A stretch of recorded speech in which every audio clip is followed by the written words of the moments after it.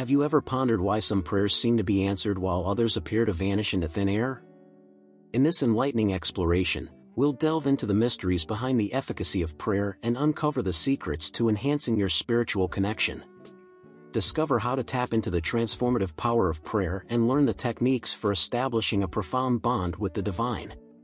If you're seeking answers and yearning for transcendental results, this revealing reflection will revolutionize your perspective on sacred communication. Prepare yourself for an extraordinary journey that will elevate your prayers to unprecedented heights. When you offer your supplications, have unwavering faith that you will receive that which you have prayed for, and it shall be so. The fundamental requirement for human beings is to believe that they have already received. If we lack the conviction that we have already obtained what we seek, our prayers will remain unanswered. A prayer that finds its mark implies that something occurs as a direct result of the supplication, an event that would not have transpired otherwise.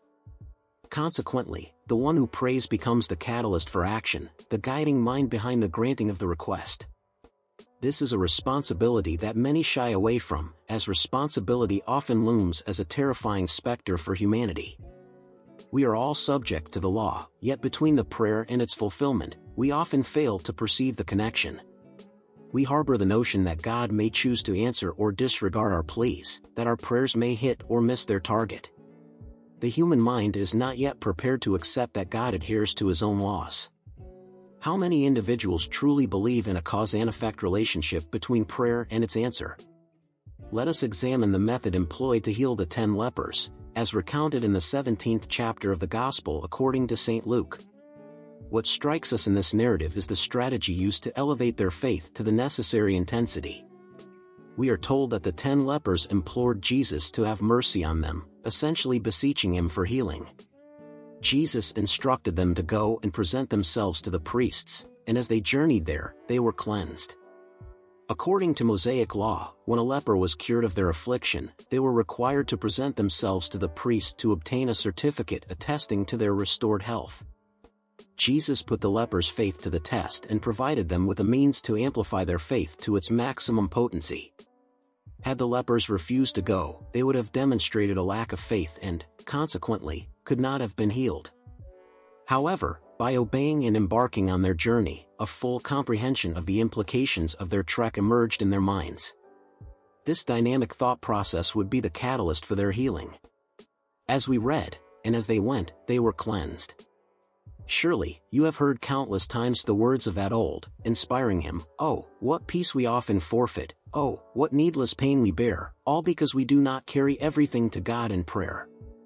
I myself arrived at this conviction through personal experience, being led to contemplate the essence of prayer. I believe in the practice and philosophy of what men call prayer, but not everything that bears that name is truly prayer. Prayer is the elevation of the mind towards that which is desired. The first key word is always elevate, to constantly raise the mind towards what one wishes for. This is easily accomplished by adopting the feeling of the wish fulfilled. How would you feel if your prayer were answered? Well, assume that feeling until you experience in your imagination what you would experience in reality if your prayer were granted. Prayer involves entering into mental action.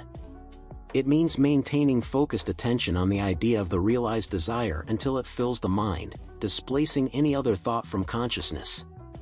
This assertion that prayer entails entering into mental action, holding attention on the idea of the fulfilled desire until it floods the mind, eliminating any other notion from consciousness, does not mean that prayer is a mental effort, an act of will. On the contrary, prayer must be distinguished from an act of will. Prayer is a surrender, that is, abandoning oneself to the feeling of the desire made real. If prayer does not bring an answer, something is amiss in the supplication, and the failure generally lies in excessive effort. A grave confusion arises when human beings equate the state of prayer with an act of will, instead of placing a sovereign rule above a volitional act, the supreme norm being to make no effort at all. If observed, one will intuitively adopt the appropriate attitude. Creativity is not an act of will, but a deeper receptivity, a keener sensitivity to accept the end, the acceptance of the answered prayer. It finds the means for its materialization. Immerse yourself in the state of the answered prayer until that state completely displaces all other states from your consciousness. What we must work on is not the development of will, but the education of the imagination and the balance of tension. Prayer succeeds by avoiding conflict. Above all, prayer is simple. Its greatest adversary is effort. The powerful surrender completely only to what is gentle. The riches of heaven cannot be grasped by an iron will, but are freely given as a gift to God. Along the lines of least resistance, spiritual and physical forces travel. We must act under the premise that we already possess what we desire, since everything we yearn for is already present within us, waiting to be claimed. The act of claiming is a necessary condition for materializing our desires. Our prayers find their answer if we assume the feeling of the fulfilled desire and persist in that assumption. One of the most charming examples of an answered prayer that I witnessed in my own living room involved a lovely lady from another city who came to see me to discuss prayer. As she had no one to leave her 8-year-old son with, she brought him along. During our conversation, the boy seemed absorbed in playing with a toy truck. At the end of the interview with his mother, the little one said, "Mr. Neville, I now know how to pray. I know what I want. A spotted puppy, and I can imagine hugging it every night in my bed." His mother explained the impossibilities of his request, the cost of the puppy, their limited living space, and even her inability to properly care for a dog. The child looked into his mother's eyes and simply replied, "But Mom, I now know how to pray." 2 months later, during Be Kind to Animals Week in their city, all the children in the school were asked to write an essay on how they would love and care for a pet. You guessed it, his essay, out of 5,000 entries, won the prize. The prize, presented by the mayor to the boy, was a spotted puppy. The little one had truly assumed the feeling of his fulfilled desire, embracing and loving his puppy every night. Prayer is an imaginative act of love, which will be the subject of my message next Sunday morning at 10:30. My desire for next Sunday is to explain to you how, like the child, you can surrender yourself to the enchanting images of your desires and persist in your prayer, even if, like an infant, you hear that your longings are impossible. The need for persistence in prayer is shown to us in the Bible. Which of you shall have a friend, and go to him at midnight, and say to him, "Friend, lend me 3 loaves, for a friend of mine in his journey has come to me, and I have nothing to set before him? And he from within shall answer and say, Do not trouble me, the door is now shut, and my children are with me in bed. I cannot rise and give to you. I say to you, though he will not rise and give to him because he is his friend, yet because of his persistence he will rise and give him as many as he needs." The word translated as persistence literally means shameless impudence. We must persist until we can imagine ourselves in the situation of the answered prayer. The secret of success lies in the word perseverance. The soul, imagining itself in the act, assumes the results of the act. Not imagining oneself in the act is always free from the result. Experience in imagination what you would experience in reality if you were already what you desire to be, and you will assume the result of that act. Do not experience in imagination what you want to experience in reality, and you will always be free from the result. When you pray, believe that you receive, and you will receive. One must persist until reaching a higher level of consciousness.